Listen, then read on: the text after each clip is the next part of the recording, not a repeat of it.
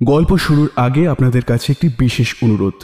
আমাদের channel the wonder in বুকশেলফকে subscribe করুন। আপনাদের সহযোগিতা এবং ভালোবাসা আমাদের একান্ত কাম্য। ধন্যবাদ। দ্য ওয়ান্ডার ইন বুকশেলফের প্রধান উদ্দেশ্য শ্রোতা বন্ধুদের বিনোদন। কোনো ধর্মীয় সম্প্রদায় বা ব্যক্তিগত ধর্মীয় বিশ্বাসকে আঘাত করা নয়। তাই আমরা আশা রাখব আপনারা গল্পকে গল্পের মতো করেই তার আনন্দ উপভোগ করবেন। ধন্যবাদ। আজকের গল্পটি প্রাপ্তবয়স্কদের জন্য।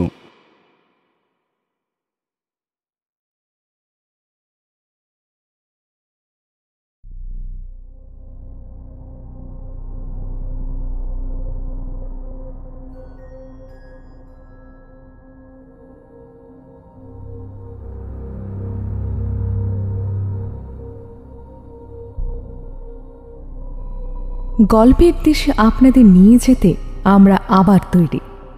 বিচিত্র এই দেশ রোমাঞ্চ এবং রহস্যে ভরা। সাহিত্যের এক বিপুল সম্ভার নিয়ে আমাদের বিশেষ প্রয়াস দ্য ওয়ান্ডার ইন বুকশেলফ। থাকবে বাংলা ও বিশ্ব সাহিত্যের ঝুলি থেকে বাছাই করা কিছু গল্প। আর আমাদের আজকের গল্প প্রলয় কুমার নাথের লেখা কে তুমি গর্ভহরণী। প্রলয় কুমার নাথ জন্ম 15 অক্টোবর 1987 সালে। পৈতৃক নিবাস নদিয়ার কৃষ্ণনগরে হলেও চাকরি সূত্রে বর্তমানে কলকাতার বাসিন্দা। মূলত তিনি ভৌতিক, রহস্য, গোয়েন্দা এবং কল্পবিজ্ঞান গল্প লিখতে পছন্দ করেন। তার বেশ কিছু গল্প মুদ্রিত পত্রিকা, সংকলন এবং ওয়েব ম্যাগাজিনে প্রকাশিত হয়েছে। আজকের গল্পের বিভিন্ন চরিত্রে শুভ, সমৃদ্ধি, সাংখ্য, নবনীতা, দেবস্মিতা, শিব, দেবরাজ এবং অভ্র। গল্পের পোস্টার ডিজাইনে সৌম্যদীপ। সমগ্র পরিচালনায় আমি সমৃদ্ধি এবং শুভ। গল্পের একদম শেষে আপনারা শুনতে পাবেন আমাদের পরের গল্পের কিছু অংশ, যা শুনে আপনাদের আন্দাজ করতে হবে যে পরের গল্প ঠিক কি আসতে চলেছে। আমাদের কমেন্ট করে আপনারা সেই উত্তর আমাদের জানাবেন। শুরু হচ্ছে আজকের গল্প কে তুমি গর্ভহরণী।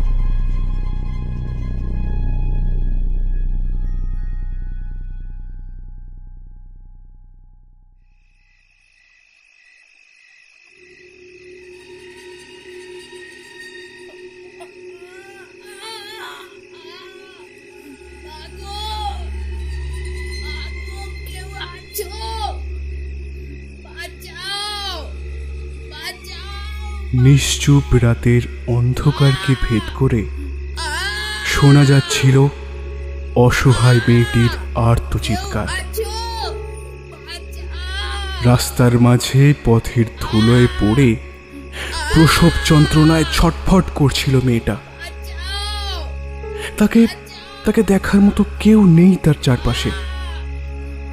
থাকবেই বা কেন? তাকে গাঁয়ের সবাই এড়িয়েই চলে। কখনো সখনো গাঁয়ের বাচ্চাগুলি তাকে ঢিল ছুঁড়ে মেরে হাসি তামাশা করে। তার নাম মাতু পাগলি। কোনো দিন কোনো সহৃদয় গৃহস্থের দয়ায়, আর বাকি দিনগুলো আবর্জনা থেকে এঁটো কাটা কুড়িয়ে খেয়ে দিন চলে তার। কিন্তু নারী শরীর যে মোক্ষম জিনিস, তা হোক না কোনো পাগলি ভিখারিনীর, তবুও তা গাঁয়ের পুরুষ মানুষদের চোখ এড়াবে না। এমনই এক অন্ধকার রাত্রে গাঁয়ের কোনো এক বুভুক্ষ পুরুষের লালসার শিকার হয়েছিল পাগলিটা। নিজের কামনা বাসনা চরিতার্থ করার পর মাতুর শরীরটা পথের ধুলোয় ছুঁড়ে ফেলে দিয়েছিল সে। অন্ধকার রাত্রে সেই মহাপুরুষটির মুখ দেখতে পায়নি মাতু, আর দেখতে পেলেও গাঁয়ের কেই বা বিশ্বাস করবে তার কথা। ধীরে ধীরে তার শরীরে সন্তান সম্ভাবনার ছাপ যত পরিষ্কার হতে লাগলো, ততই তার প্রতি গায়ের মানুষদের কটাক্ষ বাড়তে থাকলো। তাই তার অসহায় আত্মচিৎকার শোনার মতো কেউই আজ তার পাশে নেই। কিন্তু সত্যি কি কেউ তার পাশে নেই? না, কোনো মানুষ হয়তো তার কাছে নেই, কিন্তু সে তো আছে। হ্যাঁ, সে আছে। সে ধীরে ধীরে এগিয়ে আসছে মাতুর কাছে, আরো কাছে। সাপের মতো এঁকে বেঁকে মন্থর গতিতে সে এগিয়ে আসছিল তার দিকে। তার সবুজ পিচ্ছিল ত্বকের মাটির সাথে ঘর্ষণের ফলে অদ্ভুত একটা খসখস শব্দ হচ্ছিল সেখানে। আগুনের গোলকের মতো জ্বলছিল তার চোখ দুটো। স্বর্ণের নুড়ির মতো তার চুলগুলো যেন সহস্র সর্প শাবকের মতো ঘোরাফেরা করছিল তার মুখের চারপাশে। নারী শরীরের মতোই তার শরীরের উপরের অংশ, কিন্তু তার দেহের বাকি অংশটা যেন ঠিক একটা সাপের মতো। তার ঠোঁটের ফাঁক দিয়ে বেরিয়ে আসা তীক্ষ্ণ সদন্তে সীমাহীন লোভ আর ক্ষুধা ঝিলিক দিয়ে উঠছে। সে ফিস ফিস করে বলে উঠল,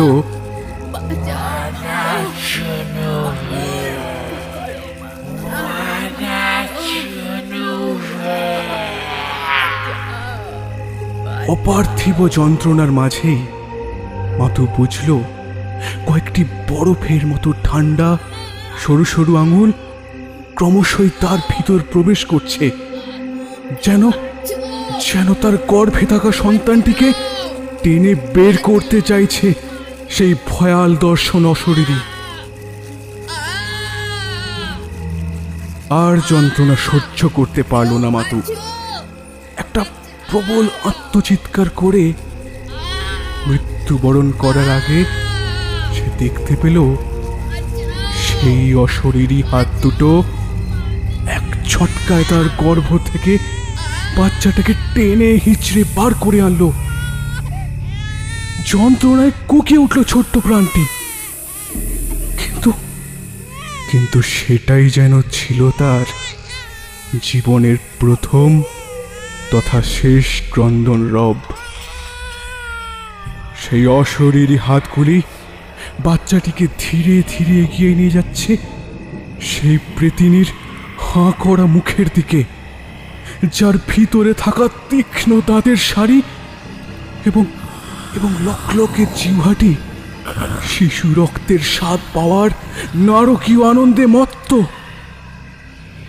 শেষ নিঃশ্বাস নেওয়ার খানিক আগেও মাতুর কানে গেল আবার সেই অশরীরীর ফিসফিসিয়ে বলা কথাগুলো।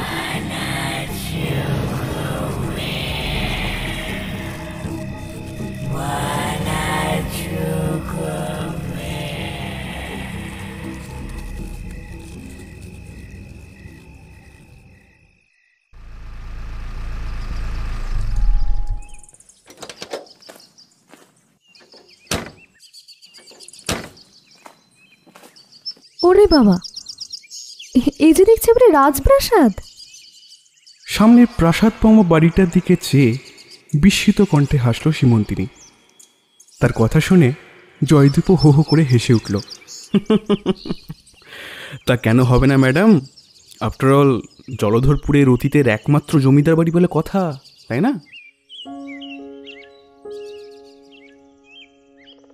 জয়দীপ আর সীমন্তিনীর বছর খানেক হলো বিয়ে হয়েছে। কলকাতার সেক্টর 5-এ একই আইটি কোম্পানিতে কর্মরত ওরা দুজনেই। সেই সূত্রেই ওদের বন্ধুত্ব, যা ক্রমে প্রেমের রূপ নেয় এবং অবশেষে ওরা বিবাহ বন্ধনে আবদ্ধ হয়। চাকরি সূত্রে ওরা দুজনেই কলকাতায় ওদের কেনা ফ্ল্যাটে থাকে। জয়দীপের সাথে সীমন্তিনীর রেজিস্ট্রি ম্যারেজ। ওরা দুজনেই খুব ঘটা করে বিয়ে করার বিপক্ষে, তাই ওদের বিয়েতে তেমন খুব একটা আত্মীয় স্বজন উপস্থিত থাকতে পারেননি। বিয়ের পর সীমন্তিনী জানতে পারে যে জয়দীপের আদি পৈতৃক বাড়ি জলধরপুর গ্রামে, ওরা নাকি সেখানকার জমিদার পরিবারের বংশধর। সেখানেই জয়দীপের মা, বাবা, ঠাকুমা এবং কাকার পরিবার থাকে। সীমন্তিনী জয়দীপের কাছে বায়না ধরে যে একবার তাকে তাদের গাঁয়ের বাড়ি দেখাতে নিয়ে যেতেই হবে। তাই অফিস থেকে দুজনেই কিছুদিনের ছুটি নিয়ে ওরা এসেছে এই জলধরপুর গাঁয়ে। কিন্তু ওদের বাড়ির সামনে এসেই সীমন্তিনীর চক্ষু স্থির। শহুরে জীবনে এত বড় 7 মহলা বাড়ি, সাথে পুকুর, বাগান, সিংহদরজা, ঠাকুর দালান, এইসব তেমন মানুষের চোখেই পড়ে না। সীমন্তিনী খুব মিশুকে মেয়ে। কয়েক ঘন্টার মধ্যেই শ্বশুরবাড়ির সকলের সাথেই তার বেশ ভাব হয়ে গেল। তার শ্বশুরমশাই উমাশঙ্কর বাবু এবং শাশুড়ি মা মৃণালিনী দেবী, একেবারে সাক্ষাৎ দেবদেবীর জুটি। এছাড়াও জয়দীপের কাকা বরদাশঙ্কর বাবু, কাকিমা হেমাঙ্গিনী দেবী এবং তাদের একমাত্র মেয়ে তৃণার সাথেও আলাপ হলো সীমন্তিনীর। এছাড়া এই পরিবারের আরেকজন সদস্য হলেন জয়দীপের বিধবা ঠাকুমা কৃপালিনী দেবী। প্রায় 90-এর কাছাকাছি বয়স এই কৃপালিনী দেবীর। সাময়িক একটা স্ট্রোক হওয়ার পর তিনি চলন এবং বাকশক্তি হারিয়ে ফেলে বিছানা নিয়েছেন। পরিবারের সকলেই বেশ একাত্ম হলেও সীমন্তিনী লক্ষ্য করছিল যে তাদের সকলের মধ্যেই কেমন একটা চাপা আতঙ্ক কাজ করছে, যেন তারা এই গ্রামে এসেছে বলে প্রাণ খুলে খুশি হতে পারছেন না এই পরিবারের মানুষজন। সেদিন রাত্রে খাওয়ার পার চুকলে সীমন্তিনী মৃণালিনী দেবীকে এই কথা জিজ্ঞাসা করলে তিনি প্রথমে খানিকটা ইতস্তত করলেন, কিন্তু নাছরবান্দা সীমন্তিনীর কাছে তিনি অবশেষে বলে বসলেন, দেখ মা, ছেলের বউ প্রথমবার শ্বশুর ঘরে পা দিলে কেই না খুশি হয় বল। আমরাও খুশি হতে পারতাম যদি না এই গায়ের এই পরিস্থিতি হতো। বেশ অবাক হলো সীমন্তিনী। গায়ের পরিস্থিতি মানে? আপনি ঠিক কি বলতে চাইছেন মা? মৃণালিনী দেবীর মুখটা ভয় ফ্যাকাশে হয়ে গেল। একবার ঢোক গেলে তিনি যেন মনের মধ্যে গুছিয়ে নিলেন কি বলতে চলেছেন। গায়ে কোনো পিশাচের নজর লেগেছে রে মা। কারণ কিছুদিন ধরে যে ঘটে চলেছে তা কোনো মানসিক কর্ম হতেই পারে না। কি পিশাচ? কি ঘটেছে সেটা বলবে তো? রাতের অন্ধকারে ধীরে ধীরে বারান্দার রেলিংয়ের দিকে এগিয়ে গেলেন মৃণালিনী দেবী। তারপর একটা দীর্ঘ নিঃশ্বাস ফেলে বললেন, এই ঘটনাগুলোর সূত্রপাত বেশ কয়েক মাস আগে থেকে শুরু হয়। এই গাঁয়ের পথে ঘাটে মাঝে মধ্যে একটি পাগলিকে দেখা যেত। সকলে তাকে মাতু পাগলি বলে ডাকত। ও যে কোথা থেকে এসেছিল সেটা কেউই জানতো না, তবে বাড়ি বাড়ি ভিক্ষা চেয়ে বেড়াতে ওকে অনেকেই দেখেছিল। এর কিছুদিন পর থেকে ওকে দেখে বোঝা যায় যে ও অন্তঃসত্ত্বা। কে যে ওর এই অবস্থা করেছিল তা কেউই জানতো না। কিন্তু এরপর থেকে গায়ের লোক ওকে আরো এড়িয়ে যেতে লাগলো। সবাই ভাবতে লাগলো যে দিনের বেলা পাগলের মতো আচরণ করলেও রাত্রে হয়তো মদ্যপ মিনসেগুলোর বিছানা গরম করে। তা সে যাই হোক, একদিন গায়ের লোকেরা জঙ্গলের ধারে মাতুর রক্তাক্ত মৃতদেহটি আবিষ্কার করলো জানিস। দেখে বোঝা যাচ্ছিল যে ও সন্তানের জন্ম দিয়েছে ঠিকই, কিন্তু তার স্বাভাবিক উপায় নয়। কেউ যেন শরীর থেকে তার টেনে হিচড়ে বাচ্চাটিকে বার করে এনেছে। আর সেই বাচ্চাটাই বা কোথায় গেল সেটাও কেউ জানে না। একটা অস্বাভাবিক গা ছমছমে ভাব যেন গ্রাস করছিল সীমন্তিনীকে। তবুও সে বলে উঠল, মেয়েটি জঙ্গলের মাঝে পড়ে প্রসব যন্ত্রণায় ছটফট করছিল নিশ্চয়ই। এমন তো হতেই পারে ওটা কোনো বন্য জন্তুর কাজ। না রে মা, তেমন হলে তো ভয় পাওয়ার কোনো কারণ থাকতো না। না কিন্তু কিন্তু তেমনটা তো ঠিক নয়। কারণ এরপর থেকে একই ঘটনা ঘটতে শুরু করলো গায়ের ভদ্রঘরে অন্তঃসত্ত্বা বউদের সাথেও। এই গায়ে এখনো বাড়ির বউদের সন্তান জন্ম দেওয়ার ক্ষেত্রে সকলে হাসপাতাল বা ডাক্তারদের থেকেও ওই দাইমাদের ওপরে বেশি বিশ্বাস রাখে। তাই এরপর থেকে তোকে যা বলবো তা তেমনই এক ধাই ওই মৃদুলার মুখ থেকে শোনা। সেবার গায়ের হারান গোসাইয়ের বউ প্রতিমার ব্যথা উঠেছিল। ঘরের ভেতর তখন শুধু সে আর ওই মৃদুলা ছিল। হারান সহ বাড়ির পুরুষেরা অস্থির চিত্তে ঘরের বাইরে সেই সময় অপেক্ষা করছিল। প্রসব বেদনা বাড়তে থাকায় জ্ঞান হারিয়ে ফেলে সেই সময় প্রতিমা। মৃদুলা বোঝে যে মহেন্দ্র খান উপস্থিত, এখনই প্রতিমার সন্তান ভূমিষ্ঠ হতে চলেছে। সেও তৈরি হয়ে নিচ্ছিল বাচ্চাটিকে বার করে নাড়ি কাটার জন্য। কিন্তু কিন্তু ঠিক তখনই কেমন যেন একটা ঝড় ওঠে ঘরের ভেতরে। সেই হাওয়ার দাপটে ঘরের কূপের আলো নিভে যায়। মৃদুলার মনে হয় কেউ যেন তাকে জোরে ধাক্কা মারে। সে আছড়ে পড়ে দেওয়ালের গায়ে। তার মাথায় আঘাত লেগে রক্তক্ষরণ হতে শুরু করে। ঠিক তখনই মৃদুলার মনে হয় ঘরের ওই খোলা জানলাটা দিয়ে একটা সাপের মতো কোনো বস্তু ঢুকছে ঘরের ভেতরে। তার চলাফেরার সাথে একটা খসখস শব্দ হচ্ছে। ধীরে ধীরে সেই জন্তুটা এগিয়ে আসে প্রতিমার দিকে। তারপর তার শরীরের সামনের অংশটা যেন যেন একটি নারীর শরীরের রূপ ধারণ করে। সে প্রতিমার পেট চিরে গর্ভের সন্তানটিকে টেনে হিচড়ে বার করে। তারপর সদ্যজাত শিশুটি টুটে কামড়ে ধরে একবার তাকায় আতঙ্কে আড়ষ্ট মৃদুলার দিকে। এতটা দেখেই জ্ঞান হারায় মৃদুলা। তবে তার আগে সেই পিশাচিনী ফিসফিস করে বলা কয়েকটা কথা মৃদুলার কানে আসে। সে যেন বলছিল। কি বলছিল সে?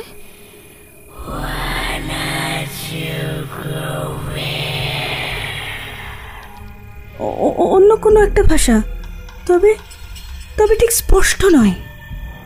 সে আবার কি? এই কথার মানে কি মা?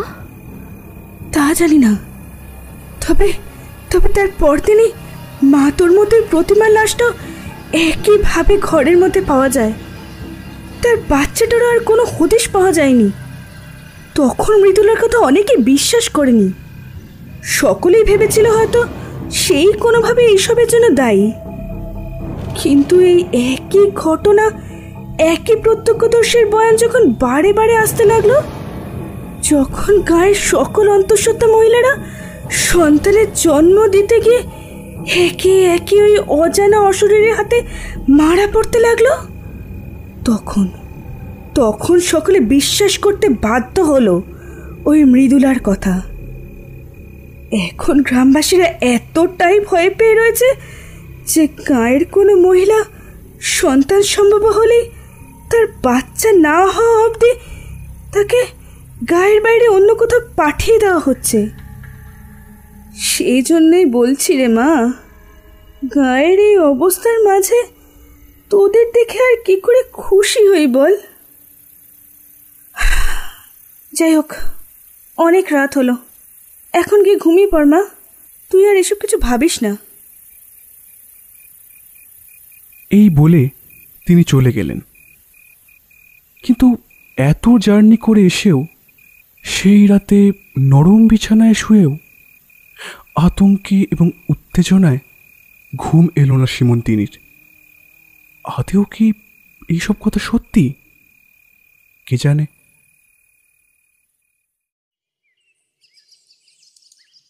পরদিন সকালে বাড়ির ছাদে একসাথে গল্প করছিল সীমন্তিনী আর তার স্বামীর খুড়তুতো বোন তৃণা।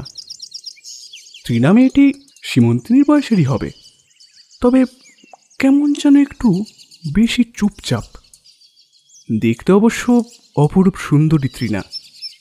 এই আতঙ্কময় পরিবেশ থেকে একটু বিরতি নিতে সীমন্তিনী তৃণাকে বলে ওঠে, জানো তো ঠাকুরজি, কলকাতার ওই ইট কাঠ কংক্রিটের জঙ্গল দেখে দেখে চোখটা একবারে পচে গিয়েছে। তোমাদের গ্রামের এই স্নিগ্ধ সবুজ পরিবেশ আমায় ভীষণ টানে। আচ্ছা, তোমাদের গায়ের দেখার মতন কি কি জায়গা আছে গো ঠাকুরজি? তৃণা যেন অনিচ্ছা সত্ত্বেও উত্তর দিল, দেখার মতো বলতে তেমন কিছু নেই, ওই গ্রামে যা থাকে আর কি। মেঠো পথ, বাঁশবাগান, দিঘি, শস্যক্ষেত, এই আর কি। আর ওইদিকে যে জঙ্গল দেখছো, ওখানে একটা ভাঙা শিব মন্দির আছে। ওটা আমাদের পূর্বপুরুষদেরই গড়া, কিন্তু একবার ওখানে পুজোর সময় কীভাবে যেন আগুন লেগে যায়, বেশ কিছু মানুষও মারা যায় ওই দুর্ঘটনায়। তারপর থেকেই ওটা পরিত্যক্ত, কেউ যায় না ওখানে। ওই জায়গাটা দেখার জন্য বেশ কৌতূহল হচ্ছিল সীমন্তিনীর মনে। সে আবতারে সুরে তৃণাকে বলল, তাহলে চলো না ঠাকুরজি, আমরা দুজনে ওই একবার এই জায়গাটাতে ঘুরে আসি। চলো না গো। আমি না, তা হয় না বৌদি। আসলে আমার এই বাড়ি থেকে বেরোনো বারণ আছে। মুখ কালো করে বলল তৃণা। কথাটা শুনে অবাক হলো সীমন্তিনী। সে কি, কেন? একটা দীর্ঘ নিঃশ্বাস ফেলল তৃণা, তারপর মাথা নিচু করে বলতে লাগলো, আসলে বৌদি, ছোটবেলা থেকেই আমার আঁকার হাত খুব ভালো ছিল। তাই উচ্চ মাধ্যমিক পাশ করার পর ওই বাবার কাছে বায়না করি আর কি, আমাকে কলকাতার আর্ট কলেজে ভর্তি করিয়ে দিতে। ওখানেই আমার আলাপ হয় ওই বুরাকের সাথে, বুরাক কালেভ। ও ছিল তুরস্কের বাসিন্দা, কিন্তু ইন্ডিয়ান পেন্টিংয়ের ওপর ওর খুব ঝোঁক ছিল। তাই সুদূর তুরস্ক থেকে ও কলকাতার আর্ট কলেজে ভর্তি হয়। কিছুদিনের মধ্যেই বাংলাটাও মোটামুটি বলতে শিখে যায় বুরাক। আমরা একে অপরকে খুব ভালোবেসে ফেলি বৌদি। একদিন বাবাকে জানাই আমাদের এই সম্পর্কের কথা। বললাম যে আমরা বিয়ে করতে চাই, কিন্তু বাবা ওই ভিনদেশি ভিন্ন জাতির ছেলেটাকে কিছুতেই মেনে নিলেন না। আমাকেও পড়া ছাড়িয়ে জোর করে এখানে নিয়ে এলেন। এখন বাবারই আদেশে বলতে পারো আমি প্রায় গৃহবন্দী। শুষ্ক হাসি হাসল তৃণা। মেয়েটার জন্য বেশ মায়া হলো সীমন্তিনীর। কই, জয়দীপ তো আমাকে এসব কথা কোনোদিন বলেনি। দাদা তো বাইরে বাইরেই থাকে, দাদা এত কিছু জানেই না। বাবা আসলে এসব কথা খুব একটা পাঁচকান করতে চাননি। তৃণা ছাদ থেকে নিচে নেমে গেল। অগত্যা সীমন্তিনী একাই বেরিয়ে পড়ল গ্রাম দেখার উদ্দেশ্যে।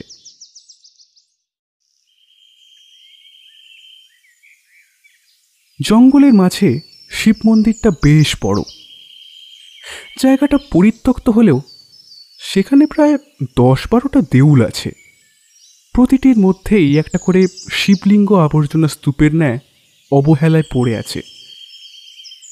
সকালের গ্রাম্য বাতাস বুকে ভরে নিয়ে জায়গাটা ঘুরে ঘুরে দেখতে লাগলো সীমন্তিনী। প্রথমে সে ভেবেছিল জয়দীপকে নিয়ে ঘুরতে বেরোবে, কিন্তু সে এখনো বিছানায় ঘুমিয়ে কাদা। তারপর যখন তৃণাও রাজি হলো না আসতে, তখন সে একাই বেরিয়ে পড়েছে গ্রাম দেখতে। এই সকল দেউলের মধ্যে একটা বেশ বড় দেউল আছে, কিন্তু এর ভেতর কোনো শিবলিঙ্গ নেই। কি যেন কোনো দেবীর পাথরের মূর্তি আছে, তবে মূর্তিটার বেশিরভাগ অংশই ধসে গিয়েছে। তাই ওটা ঠিক কোন ঠাকুরের মূর্তি তা বুঝতে পারল না সীমন্তিনী। মন্দির থেকে ফিরতি পথে রাস্তার ধারে একটা বড় বটগাছ পড়ে। সেটার কাছে আসতেই একবার থমকে দাঁড়ালো সীমন্তিনী। ওটার নিচে একটা বুড়ি বসে রয়েছে। পুরনো ময়লা লাল পেড়ে শাড়ি কাজ কোমর করে পরা, রোদে পোড়া কালো কুঞ্চিত মুখশ্রী, জটা পাকানো সাদা চুলগুলো মৃদু মৃদু হাওয়ায় দুলছে, আর তার কোলে বসে আছে একটা কুচকুচে কালো বেড়াল। বুড়িকে দেখে একটু হলেও ভয়ে পিছিয়ে গেল সীমন্তিনী, কিন্তু ততক্ষণে বুড়ির চোখ গিয়েছে সীমন্তিনীর ওপর। বড্ড খিদে পেয়েছে রে মা, কতদিন কিছু খাইনি। ঠান্ডা হিসহিসানো স্বরে বলে উঠল বুড়িটি। কিছু খেতে দে না রে মা, বড্ড খিদে পেয়েছে আমার, খেতে দে মা, বড্ড খিদে। এবার বুড়ির কণ্ঠস্বরটা বেশ কাতর মনে হলো সীমন্তিনীর। তার মনে বুড়িটার প্রতি মায়া হলো। হয়তো গায়ের কোনো গরিব ঘরের কেউ হবে, মনে মনে ভাবল সীমন্তিনী।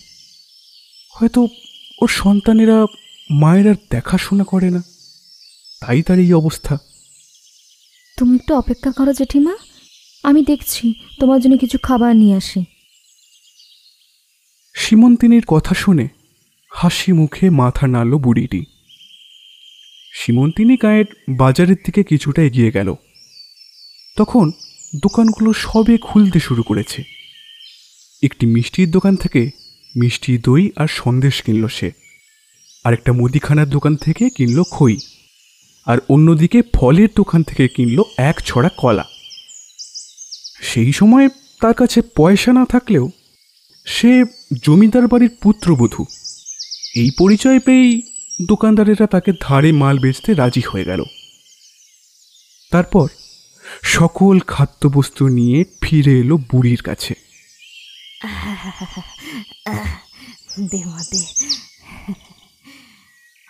দই, খই, সন্দেশ আর কলা একসাথে মেখে খুব তৃপ্তি সহকারে খেতে লাগলো বুড়িটি।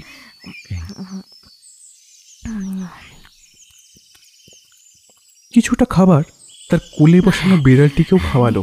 নে বাবা তুইও খা, নে বাবা নে তুইও খা, তৃপ্তি করে খা। তার খাওয়া হলে সীমন্তিনী প্রশ্ন করল, জেঠিমা, তুমি কিরা যেখানেই থাকো, তাহলে আমি তোমাকে প্রতিদিন একবার করে এসে খাবার দিয়ে যাব। প্রত্যুত্তরে হাসল বুড়িটা। তারপর বলল,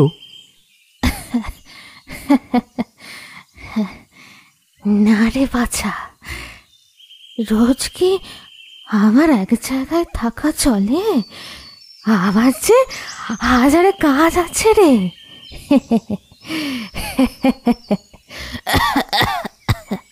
এই বলে সে ধীরে ধীরে এগিয়ে এলো সীমন্তিনীর কাছে। কেমন যেন একটা ঠান্ডা স্যাঁতস্যাঁতে বাতাস তার গা থেকে উড়ে এসে সীমন্তিনীর গায়ে লাগলো। বুড়ির পোষা কালো বিড়ালটা তার কোল থেকে নিচে নেমে তার হলুদ চোখ দুটি মেলে ক্রূর দৃষ্টি দিয়ে দেখতে লাগলো সীমন্তিনীকে। বুড়ি এবার ঈষৎ নিচু হয়ে সীমন্তিনীর পেটের কাছে নিজের মুখ নিয়ে গেল। ওই দেখি দেখি রে মা। তারপর আলতো করে হাত রাখলো সীমন্তিনীর পেটে। একটা ঠান্ডা অপার্থিব স্পর্শ পেয়ে সীমন্তিনীর গোটা শরীরটা যেন কেঁপে উঠল। কেমন লোভী নিষ্ফলক দৃষ্টিতে বুড়িটা সীমন্তিনীর পেটের দিকে যে বিড়বিড় করে বলল, খুব তাড়াতাড়ি তোর মধ্যে নতুন প্রাণের সঞ্চার হতে চলেছে রে মা। আচ্ছা, খুব তাড়াতাড়ি। তাই তোকে আর আমার কাছে আসতে হবে না রে। হ্যাঁ, যেদিন তোর সন্তান পৃথিবীর আলো দেখার জন্য তৎপর হয়ে উঠবে, সেদিন সেদিন আমি নিজেই আসবো তোর কাছে। আমি নিজেই আসবো, তৈরি থাকিস।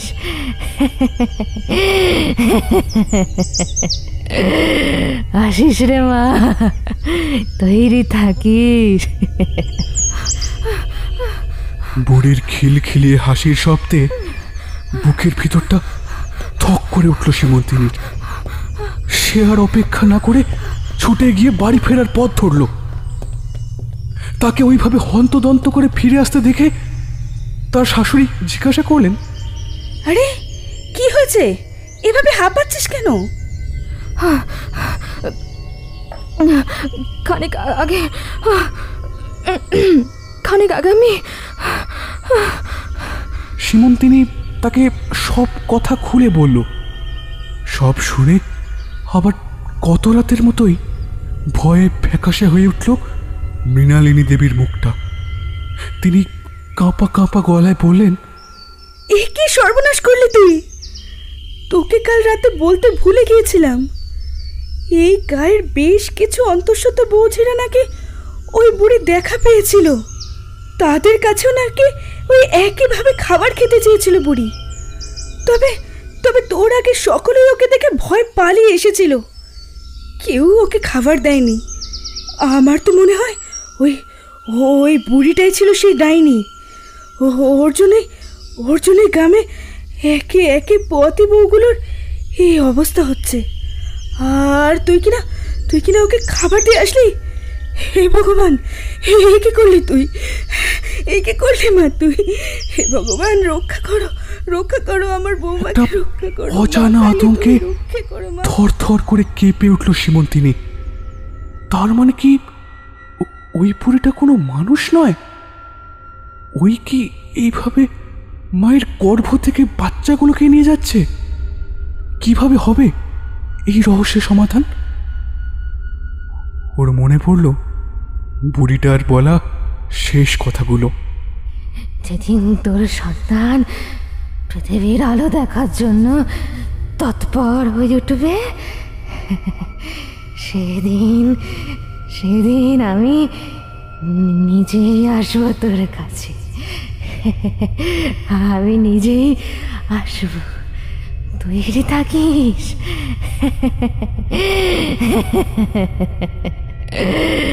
আসিস রে মা, তৈরি থাকিস।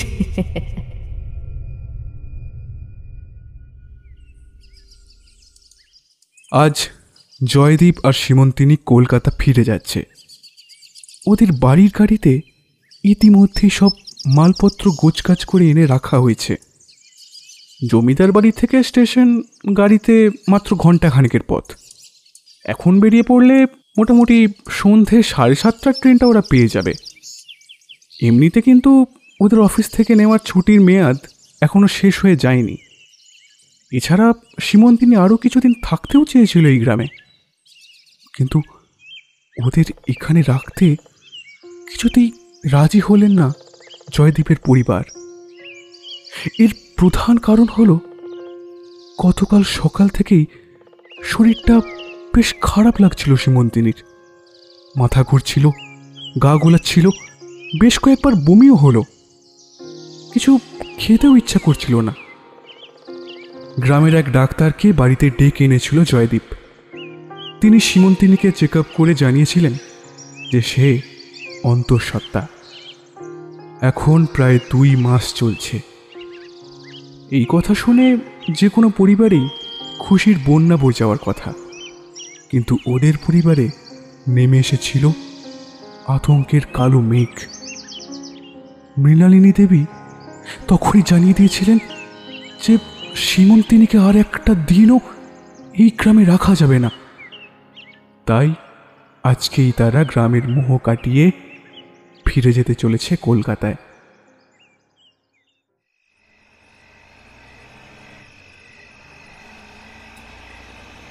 সন্ধ্যার অন্ধকারের মাঝে গাড়িটা চলছিল 2 পাশের জঙ্গলে ঘেরা পথ দিয়ে। ওদের বাড়ির ড্রাইভার ব্রতিনই গাড়িটা চালাচ্ছিল। হঠাৎ কি হলো ব্রতিন, গাড়ি থামালে যে? अरे बाबूजी सामने तो देखिए क्या है। ওরা দেখলো রাস্তার মাঝে বেশ কয়েকটা বড় পাথরের টুকরো পড়ে আছে। ওগুলোকে না সরালে ওই রাস্তা দিয়ে গাড়ি চালিয়ে যাওয়া সম্ভব হবে না। অগত্যা জয়দীপ আর ব্রতিন গাড়ি থেকে নেমে রাস্তা থেকে পাথরগুলো সরাতে গেল। আর ঠিক তখনই কয়েকজন কালো কাপড়ে মুখ ঢাকা লোক ঝড়ের গতিতে বেরিয়ে এলো আশেপাশের ঝোপঝাড়ের পিছন থেকে। ওদের প্রত্যেকের হাতে একটা করে লোহার রড। তারা চোখের নিমেষে ব্রতিন আর জয়দীপের মাথায় লোহার রড দিয়ে আঘাত করলো।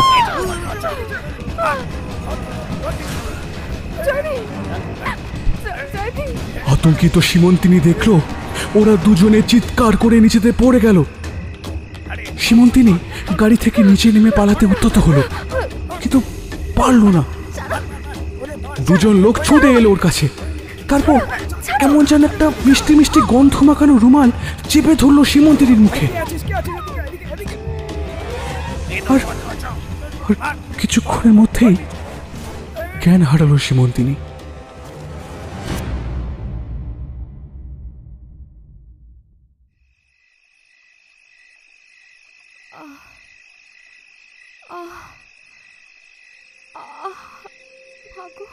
প্রসব বেদনায় ছটফট করছিল সীমন্তিনী। সেদিন সন্ধ্যায় তাকে কারা অপহরণ করেছিল এবং এই কয়েকটা মাস ধরে তাকে যে কোথায় আটকে রেখেছে শয়তানগুলো এবং কেনই বা তারা করল এমন কাজ, তা কিছুই জানে না সীমন্তিনী।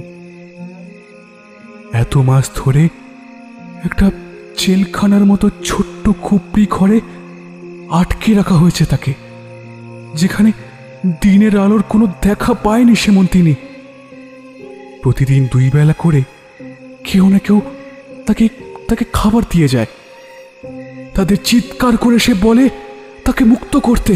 আমাকে মুক্তি দাও, ছেড়ে দাও আমাকে, কেন ধরে রেখেছো তোমরা আমাকে, ছেড়ে দাও, শুনতে পাচ্ছ? কিন্তু কোনো লাভ হয়নি। এই অন্ধকূপের এক ধারে তার শোয়ার জায়গা, আর অন্য ধারে একটা ছোট শৌচাগার, সেখানে জলের ব্যবস্থা আছে। এই কয়েক মাস ধরে শুধু কেঁদেছে সীমন্তিনী, মরতে চেয়েও উঠতে পারেনি। নিজের গর্ভে থাকা সন্তানের কথা ভেবে ধীরে ধীরে তার দেহে সন্তান সম্ভাবনার চাপ প্রবল হয়েছে। আর আজ তার গর্ভে থাকা সন্তান পৃথিবীর আলো দেখতে তৎপর।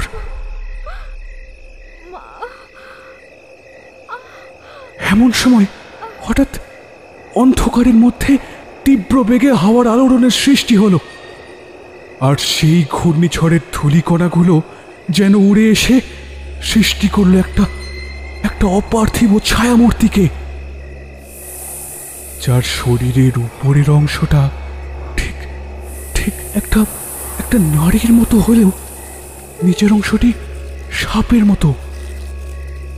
ঘরের মেঝের উপর তার সবুজ তৈলাক্ত ত্বকের ঘর্ষণের ফলে খস খস শব্দ হতে লাগলো। সর্পিল গতিতে সেই রাক্ষসী ধীরে ধীরে এগিয়ে আসতে লাগলো প্রসব বেদনায় কাতর সীমন্তিনীর দিকে। তার জ্বলন্ত চোখে ক্রূরতা, তার তীক্ষ্ণ সদন্ত আর লকলকে জিহ্বায় অপার লোভ এবং নিষ্ঠুরতা ঝলকে উঠছে, যেন অনবরত সে ফিস ফিস করে বলে চলেছে,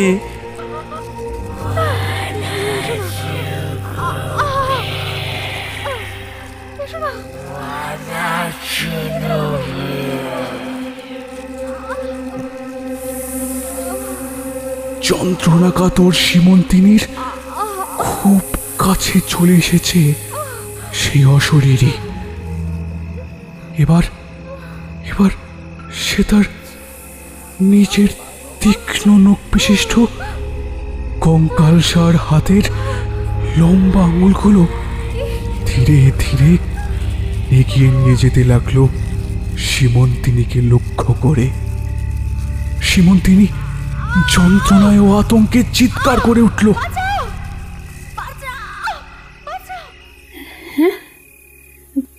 আর ঠিক সেই মুহূর্তেই জলধরপুরের জমিদার বাড়িতে নিজের শয়ন কক্ষের বিছানার উপর শুয়েছিল তৃণা। আজ আজ তার চোখে ঘুম নেই। অনেক অনেক কথা মনে পড়ছে তার।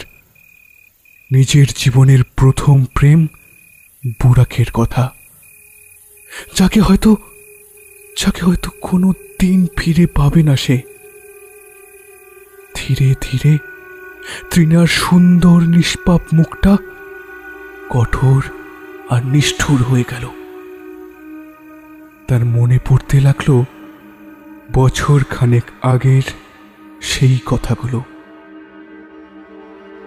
কলকাতার আর্ট কলেজে পড়াকালীন বুড়াকের সাথে শুধু প্রেম নয়, আরো অনেক দূর অবধি এগিয়ে গিয়েছিল তৃণা। এরপরই নিজের শরীরের মধ্যে একটা নতুন প্রাণের অস্তিত্বের কথা টের পেয়েছিল সে।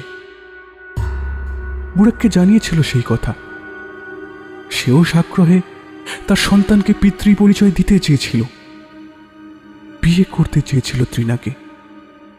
একদিন এই সব কথাই বাবাকে ফোনে জানিয়েছিল তৃণা। তিনি সেই মুহূর্তে মেনে নিয়েছিলেন তাদের সম্পর্ক। খুব আহ্লাদের সাথে মেয়ে জামাইকে তাদের পৈতৃক বাড়িতে ডেকে পাঠিয়েছিলেন তৃণার বাবা বরদা শঙ্কর বাবু। কিছুদিন তৃণা আর বুড়াক খুব আনন্দে কাটিয়েছিল এই জলধরপুরের বাড়িতে। কিন্তু একদিন রাতের পর থেকে হঠাৎ করেই উধাও হয়ে গেল বুড়াক। তাকে সব জায়গায় খুঁজেও কোথাও পেল না তৃণা। কেঁদে কেটে তখন তার বেহাল অবস্থা।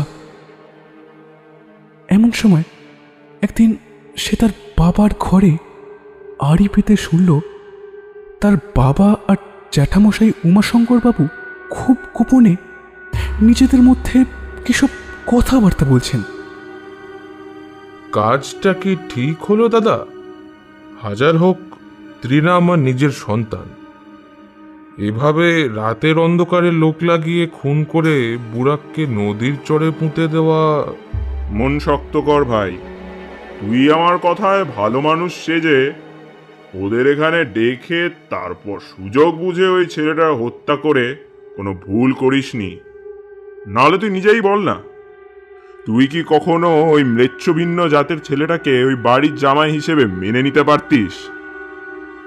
কিন্তু দাদা, যদি এসব জানাজানি হয়ে যায়, তখন যদি আমাদের দুজনের জেল। আরে ছাড় তো। এই গায়ে থানায় বড় থেকে ছোট সব বাবুরাই আমার টাকায় ফুর্তি করে, তাই ওইসব ভেবে সময় নষ্ট করিস নে। এখন শুধু ভাব, গাছটাকে তো কাটলি, তা তৃণার পেট থেকে ওই গাছের বীজটাকে কিভাবে উপড়ে ফেলবি কিছু ভেবেছিস? সেদিন ওই ঘরের বাইরে দেওয়ালে ঠেস দিয়ে বসে পড়েছিল তৃণা। অবিরত ধারায় ওর চোখ দিয়ে জল পড়ছিল। সে কখনো ভাবতেও পারেনি যে তার বাবা এবং জ্যাঠামশাই তার সাথে এত বড় ষড়যন্ত্র করবে।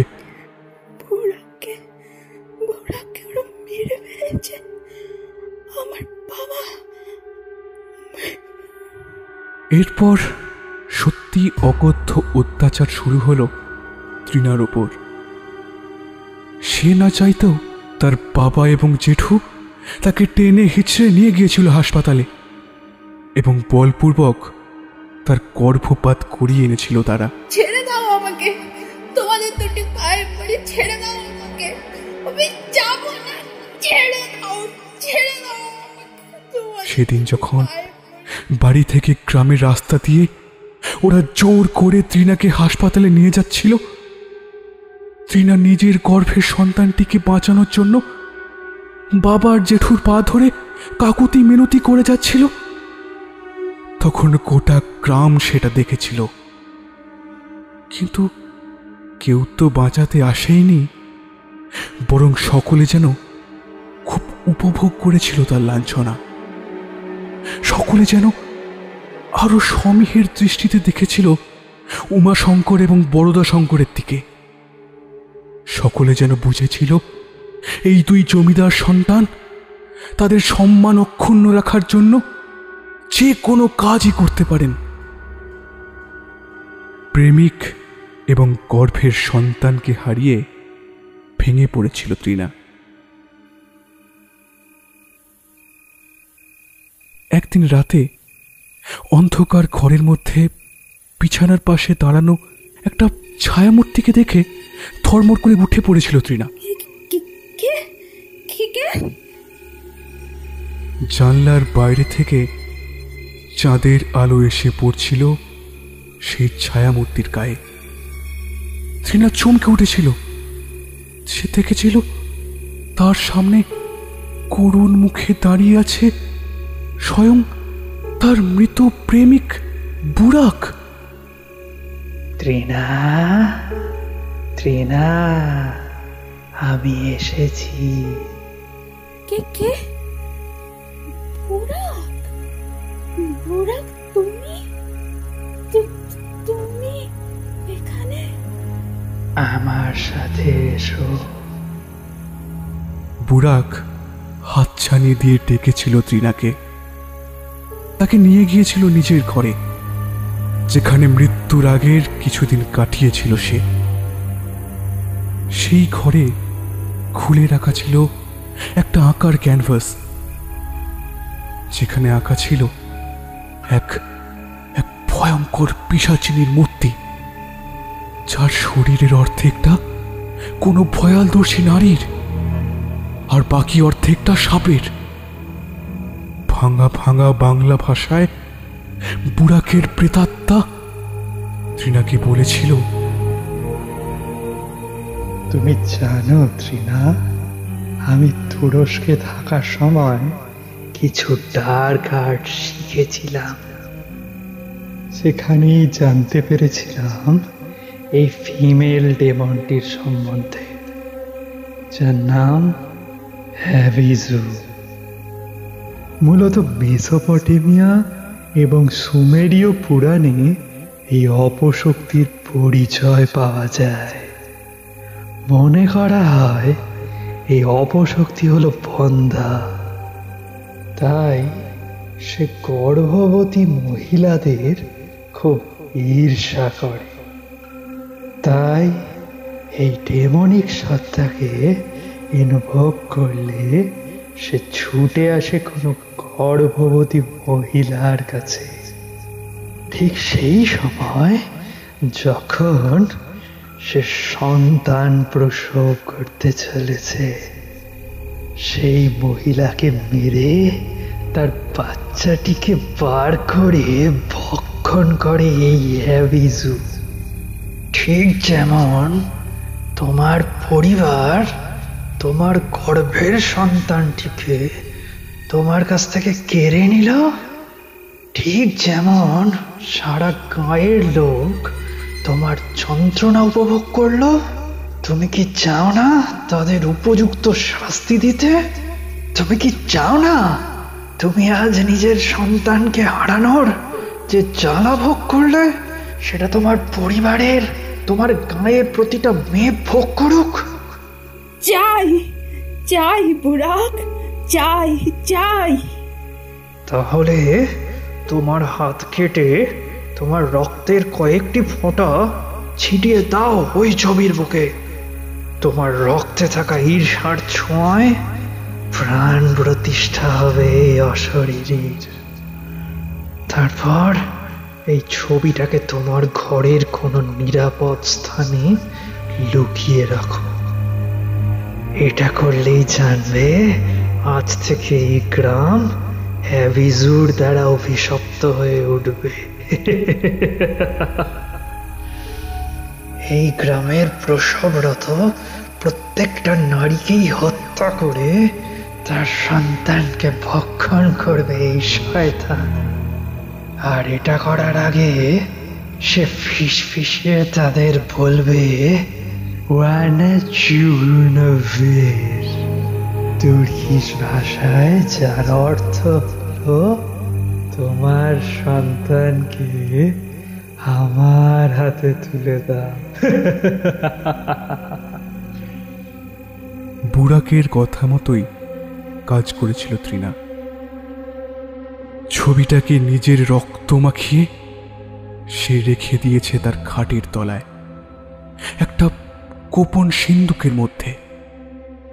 নিজের কিছু গয়না গোপনে বিক্রি করে সেই টাকায় সেদিন কুণ্ডা লাগিয়েছিল জয়দীপ আর তৃণার গাড়ির পিছনে।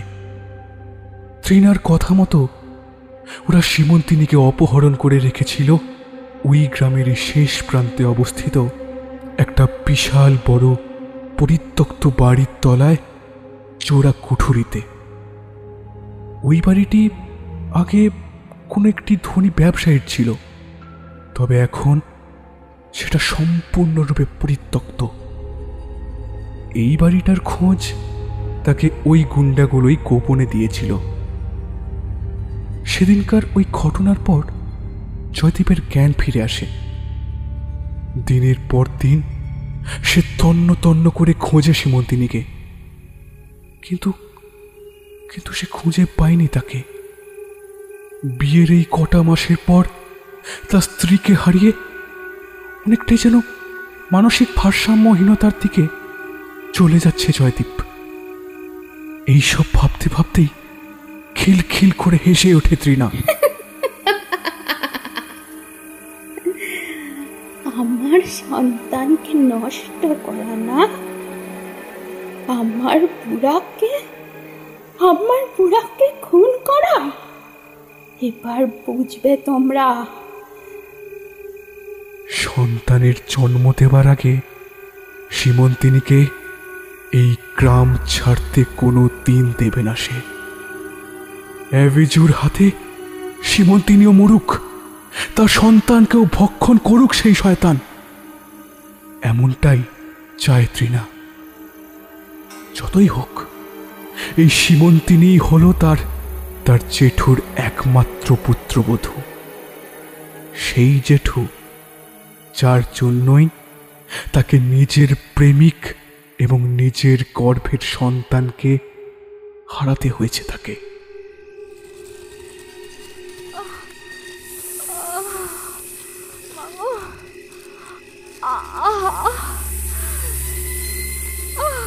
অস্বাভাবিক প্রসব যন্ত্রণার সাথে ধীরে ধীরে এগিয়ে আসা মূর্তিমান মৃত্যুকে দেখে আতঙ্কে যেন বাকরুদ্ধ হয়ে এলো সীমন্তিনীর।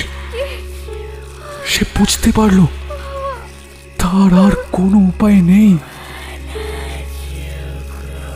তাকে ওই অশরীরীর হাতে মারার জন্যই অপহরণ করে এই জায়গায় রাখা হয়েছে।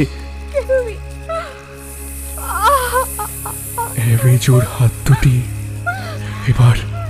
এবার স্পর্শ করতে চলেছে সীমন্তিনীর শরীর। একটু একটু করে এগিয়ে আসছে তার হাতগুলো।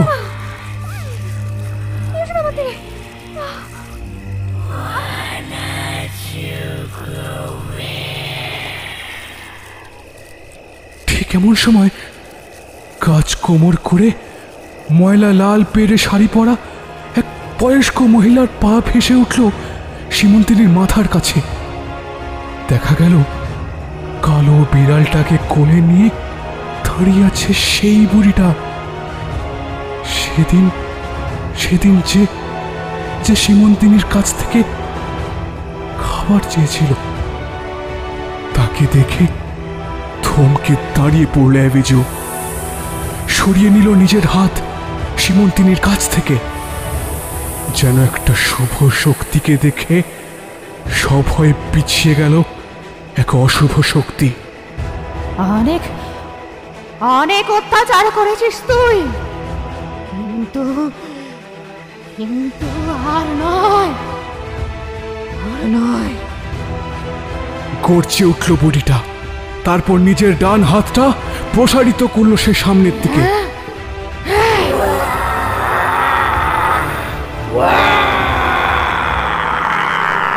শিমুলতিনির মনে হলো যেন তার চারপাশে প্রলয় ঝড় শুরু হয়েছে।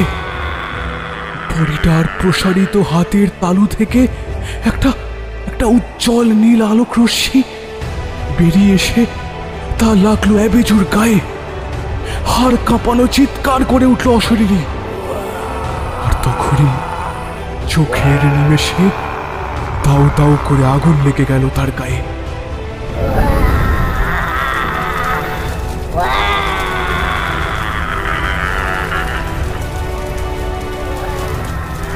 সেই আগুনের তাপে যেন ছিন্ন বিচ্ছিন্ন হয়ে গেল সেই শয়তানটির শরীর। যেন যেন সহস্র কেউটে সাপ কিলবিল করতে করতে বেরিয়ে এলো তার শরীরের ভিতর থেকে, এবং সেগুলো সেই ঝোড়ো হাওয়ায় কোথায় যে মিলে গেল তার কেউ বুঝল না।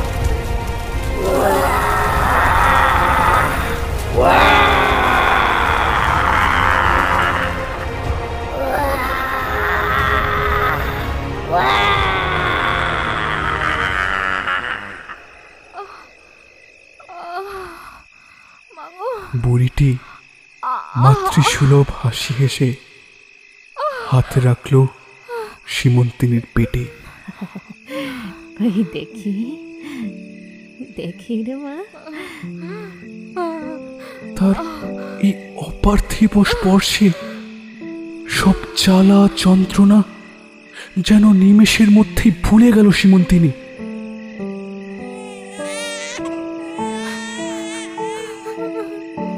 কিছুক্ষণের মধ্যেই সত্যজাতর ক্রন্দন ধ্বনিতে ভরে উঠল সেই স্থান। সীমন্তিনীর ছেলে হয়েছে।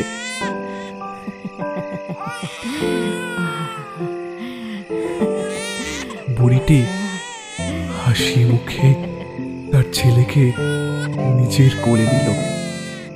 আর তখনই একটি একটি অমোঘ পরিবর্তন হলো তার চেহারার মধ্যে। কোথায় সেই সেই ছেঁড়া শাড়ি পরা কালো বুড়িটা?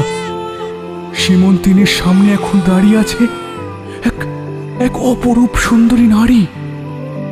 তার সোনার মতো গায়ের রং, বহুমূল্য গয়না আর পোশাকে সুসজ্জিত সেই দেবী মাতৃস্নেহে সীমন্তিনীর সন্তানকে কোলে নিয়ে আছে।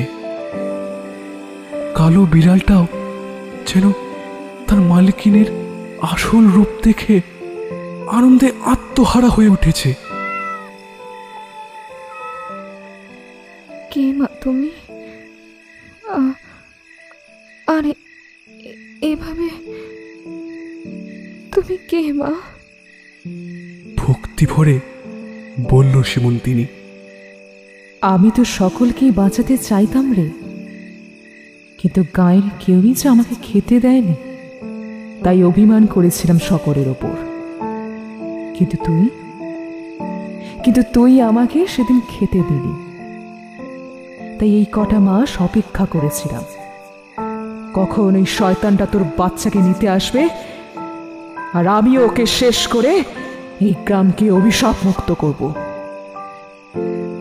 এই বলে সেই দেবী নিজের বাঁ হাতটা আলতো করে রাখলেন সীমন্তিনীর কপালের ওপর। আর তখনই যেন বায়োস্কোপের মতো একের পর এক ঘটনা ভেসে উঠতে লাগলো সীমন্তিনীর বন্ধু চোখের সামনে। এভাবে রাতের অন্ধকারে লোক লাগিয়ে খুন করে বুড়াককে নদীর চরে পুঁতে দেওয়া।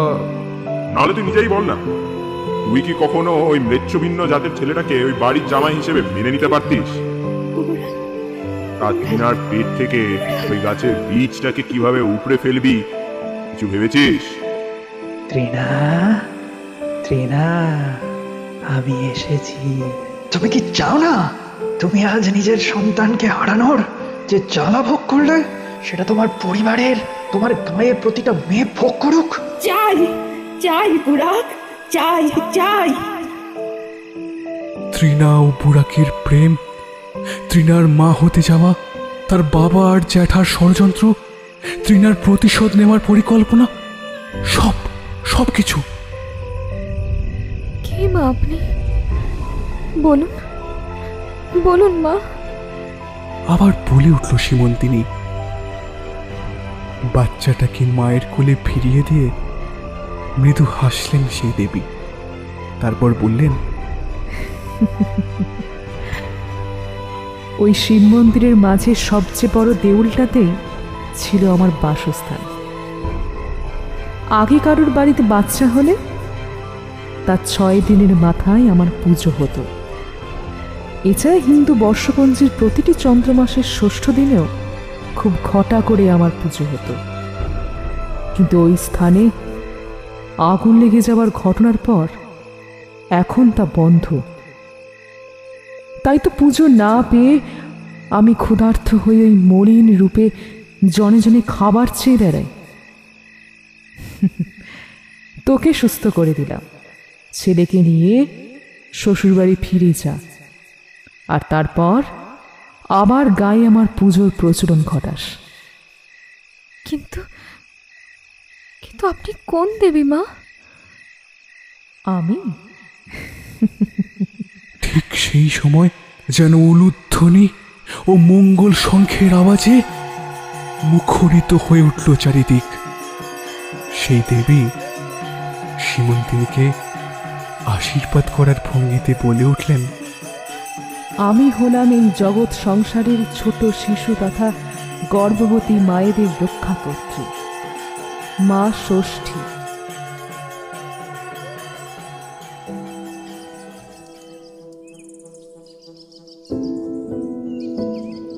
কোনো অলৌকিক জাদু বলে সত্যজাত ছেলেকে কোলে নিয়ে পরদিন সকালেই বাড়ি ফিরে এসেছিল সীমন্তিনী। কিন্তু বাড়ি ফিরে দেখেছিল সেখানে শোকের ছায়া বিরাজমান। গতকাল রাতে হঠাৎ করে আগুন লেগে যায় তৃণার শোবার ঘরে। সেই আগুনে পুড়ে মারা যায় তৃণা।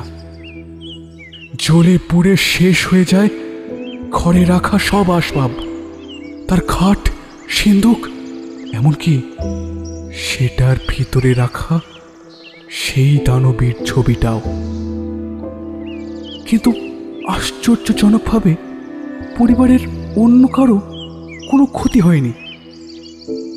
তৃণার দগ্ধ মৃতদেহটি তখনও শায়িত ছিল বাড়ির উঠোনে। বাড়িতে পুলিশ এবং অ্যাম্বুলেন্সও এসেছে। হয়তো মা ষষ্ঠী তৃণাকে তার কৃতকর্মের সাজা দিয়েছেন। কিন্তু যা ঘটেছে সেগুলোর জন্য সত্যি কি তৃণা দায়ী ছিল? তার সাথেও তো অনেক অন্যায় হয়েছিল, তাই তো সে প্রতিশোধকামী হয়ে উঠেছিল। ছেলেকে জয়দীপের কোলে দিয়ে সীমন্তিনী ধীরে ধীরে এগিয়ে গেল উমাশঙ্কর এবং বরদাশঙ্কর বাবুর দিকে। তাদের চোখে চোখ রেখে সীমন্তিনী বলল, যদি চান তৃণার আত্মার শান্তি পাক, তাহলে যান পুলিশদের কাছে, নিজের মুখে স্বীকার করো নিজেদের পাপের কথা। নিজেদের পাপের উপযুক্ত সাজা পেয়ে শান্তি দিন তৃণার আত্মাকে। কেমন যেন এক অদ্ভুত দৃঢ়তা আর কাঠিন্য ছিল সীমন্তিনীর চোখের দৃষ্টির ভেতর, যে সেদিকে তাকিয়ে থরথর করে এই দুই জমিদার সন্তানের অন্তরাত্মা কেঁপে উঠল। তারা দুজনে যেন আর কথা বাড়াতে পারলেন না। যন্ত্রচালিত পুতুলের মতো ধীরে ধীরে এগিয়ে গেলেন অদূরে দাঁড়িয়ে থাকা পুলিশ অফিসারের কাছে। এরপর সীমন্তিনীর উদ্যোগে গোটা জলধরপুর গায়ে খুব খটা করে মা ষষ্ঠীর পুজো করা শুরু হলো। নতুন করে সংস্কার করা হলো মায়ের মন্দিরটা। বলা বাহুল্য, এরপর থেকে এই গ্রামে আর কোনো প্রসবরত মা বা তার সন্তানের কোনো ক্ষতিই হয়নি।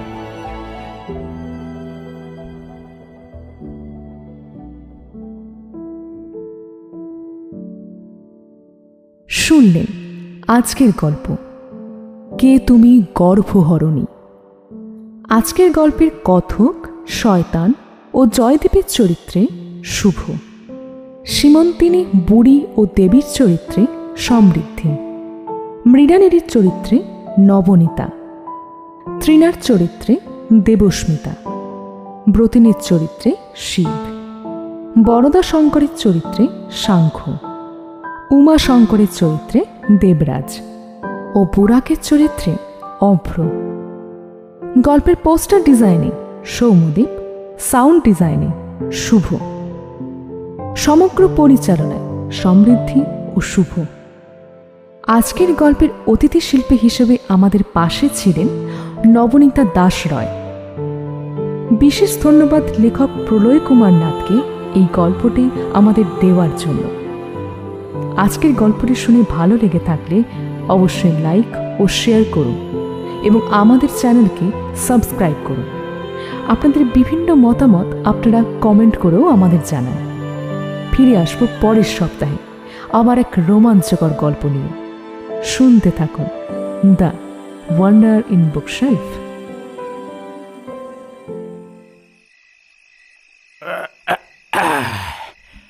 अरे राम बोलो भैया।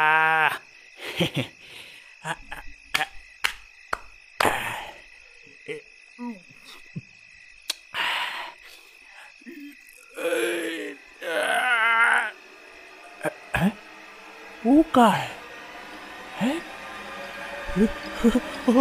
अरे अरे अरे दारोगा बाबू, अरे दारोगा बाबू।